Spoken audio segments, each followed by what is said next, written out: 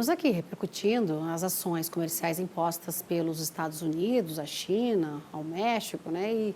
E o agro brasileiro terá mais espaço? Assunto então para Felipe Serigati, economista da FGV Agro, que faz então agora para a gente uma análise. Muito boa tarde, bem-vindo, Felipe.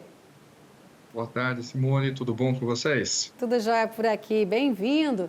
Vamos lá, né? A China disse que está pronta então para qualquer ação, né? E como é que você observa esse movimento nesse xadrez comercial todo, nisso tudo? Essa guerra comercial pode elevar essa inflação? O americano ele pode sentir mais no bolso essas decisões aí, tanto de um lado quanto de outro? Pois é, veja, né, como que a economia internacional está interligada, né, como as cadeias globais de suprimento acabam conectando diversas economias, diversos sistemas produtivos, e hoje, muito difícil, né, alguma economia ficar mais isolada, né, talvez essa ideia de que, olha, você não vai precisar de um parceiro comercial, não só ele é difícil, mas talvez se torne impossível, tá? Se torne impraticável. Pegar aqui um exemplo bem trivial, ah, o grande adversário econômico dos Estados Unidos, de fato, né, de longe, é a China, né?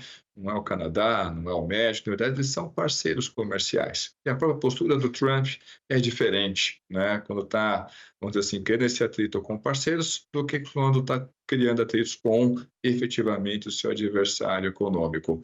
Mas veja um exemplo, tá? Então, um dos problemas justamente é esse, olha, ao você impor ali, levantar barreiras tarifárias, esse produto, né, esse insumo importado, essa peça, parte, componente, não importa, ele vai chegar mais caro na sua economia e isso, naturalmente, em algum momento vai ser repassado para o consumidor final.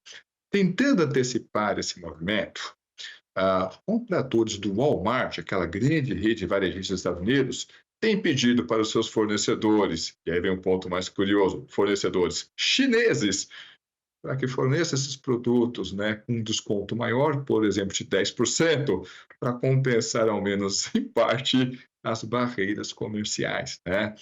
Mais do que isso, né, o Donald Trump acabou ali, dando um prazo adicional, né, para as tarifas associadas às cadeias automobilísticas, porque as montadoras norte-americanas disseram: "Então, eu preciso, né, das peças, partes e componentes que são fabricados, seja no Canadá, seja no México", né.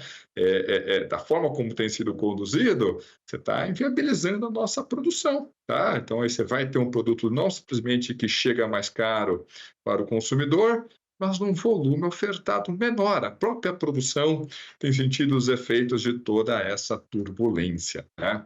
Então, o que a gente tem visto aqui? Olha, o Trump ali com uma retórica bastante agressiva, uma retórica que não é linear, ou seja, você tem um anúncio, dependendo como o mercado reage, dependendo como as entidades de classe ali mais próximas à base eleitoral do Trump reagem, ele retrocede, mas de repente ele volta, o que acaba, vamos lá, construindo ali, né, ou justificando aquela piadinha, né? Quem sabe o que vai acontecer ou está mentindo ou está mal informado, porque está bastante aleatório.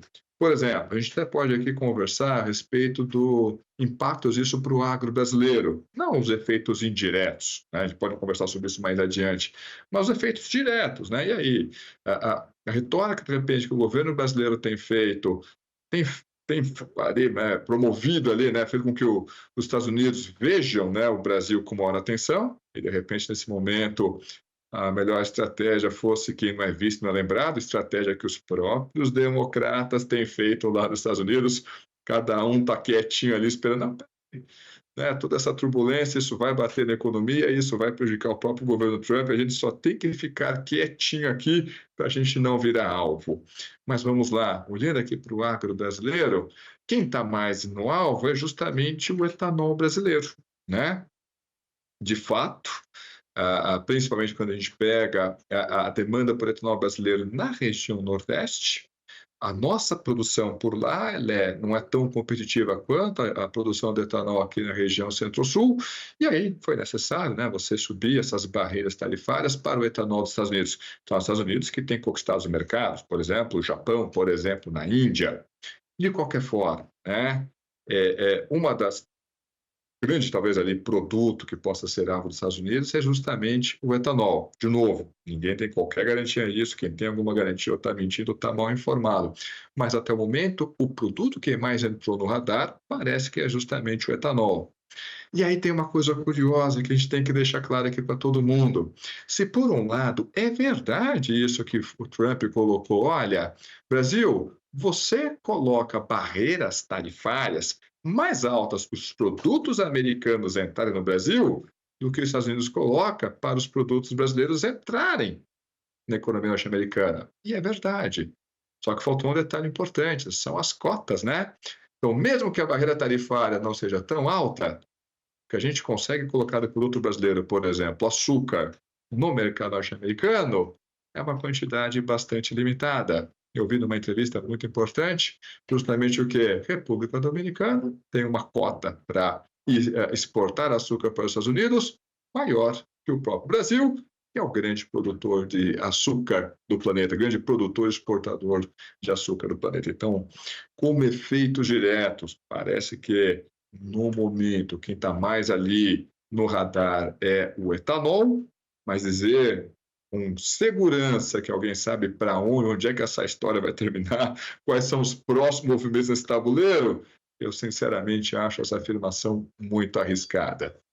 É verdade, não é? O Felipe, esse tabuleiro está muito incerto ainda, porque cada hora é uma notícia vinda de lá dos Estados Unidos, né? O Trump citando o Brasil mais uma vez aí, né? Falando que o Brasil cobra tarifas injustas e tudo indica, não é? Que pode vir coisa a mais. Aí você citou o etanol, mas a gente já estava falando aqui em relação ao aço, ao alumínio, não é?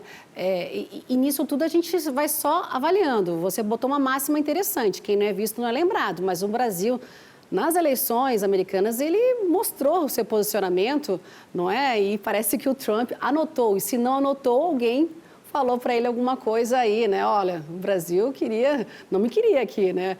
Mas, enfim, quem não é visto não é lembrado, mas o Brasil está sendo lembrado muitas vezes pelo Trump, né? E vamos aguardar, você citando aí o etanol na mira, não é? Né? E efeitos indiretos. E também queria, em relação ao agro, nessa guerra comercial, a gente está colocando a China aí e México também, como é que o Brasil pode aproveitar, não é, esse espaço? Porque eu estava vendo aqui numa entrevista que 30% da soja americana ela vai para a China. O Brasil já tem uma parceria muito robusta com os chineses. Já fiz muitas entrevistas aqui falando que o Brasil não pode colocar todos os ovos na mesma cesta, que tem que ampliar aí outros mercados. Mas voltando, é mais uma oportunidade para o Brasil aí explorar, né, esses mercados aí, já que tem a China dizendo que vai fazer essa retaliação, enfim, colocar mais produtos para eles. A gente está citando soja e carne, por exemplo? Pois é, eu estou super alinhado com essa reflexão, tá? Então, o que acontece? Dentre esses efeitos indiretos, são aqueles impactos que chegam a nós, não porque, sei lá, nós provocamos eles ou porque nós éramos o alvo desse efeito, né? Então, questão ali da China. Então, a China está, né, promovendo ali uma retaliação até que bem singela, não foi nada muito pesado, mas por produtos, principalmente produtos alimentícios, né, produtos do agro norte-americano. Qual a estratégia disso, né? Por que isso? Porque isso tem um peso grande na balança comercial dos Estados Unidos? Não. Isso tem um peso grande na balança comercial da China? Também não. Por quê, né? Qual que parece ser ali a escolha desses produtos? Justamente para atingir a base eleitoral do Trump. Mas espera lá, o Trump já foi eleito, né? Próxima eleição presidencial só daqui a 4 anos, o Trump também não pode ser reeleito a princípio, né? A não ser que ele acabe mudando ali algumas regrinhas, inclusive constitucionais. Mas não é isso, né? Mas é porque a gente vai ter ano que vem as eleições ali de meio de mandato, né? Que vai pegar ali parte do legislativo dos Estados Unidos. E aí a situação ela é diferente, né?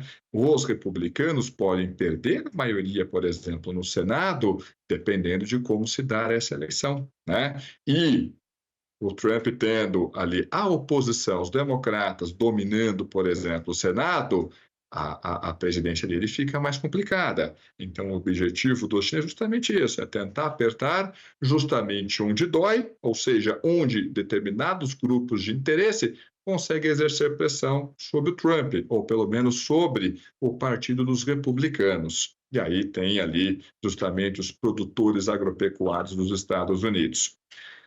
Só que no mercado internacional, essencialmente, embora tenha comércio entre Brasil e Estados Unidos, essencialmente nós somos competidores em termos de produtos agropecuários. Então a China dizendo: olha, algodão, eu vou aumentar a tributação aqui no algodão norte-americano.